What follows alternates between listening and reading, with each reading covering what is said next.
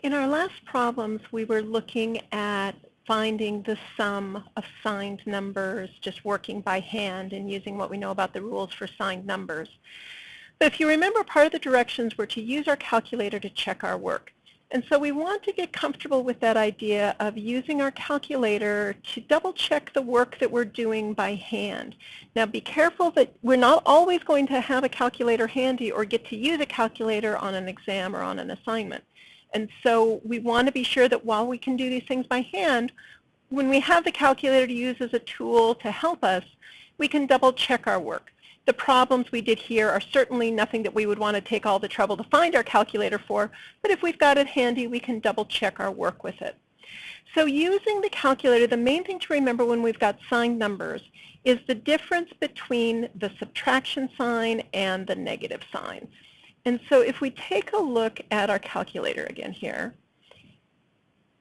this button here is the minus sign. That's the operation to do subtraction.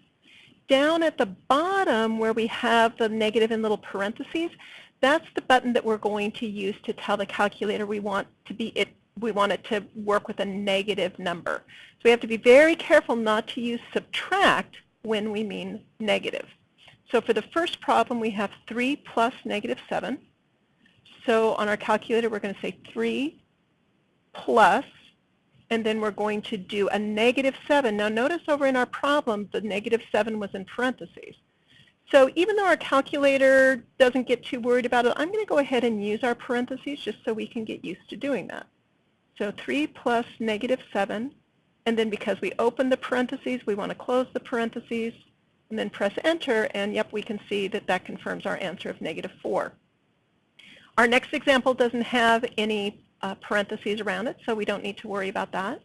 Negative 4 plus 8, so we're going to go plus 8 equals, and there's the positive 4 that we came up with when we did it by hand. Now our last problem, we had lots of negatives running around, so we want to be sure that we're using our negative button down here. Negative 2 plus negative 5. And notice in this case I didn't use my parentheses. Let's see what happens in that case. Well, my calculator still knows that I've got the negative 7.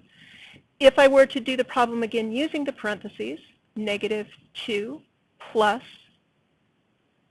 negative 5, and then opening and closing the parentheses around the negative 5, notice that we come up with the same answer. So it would work either way.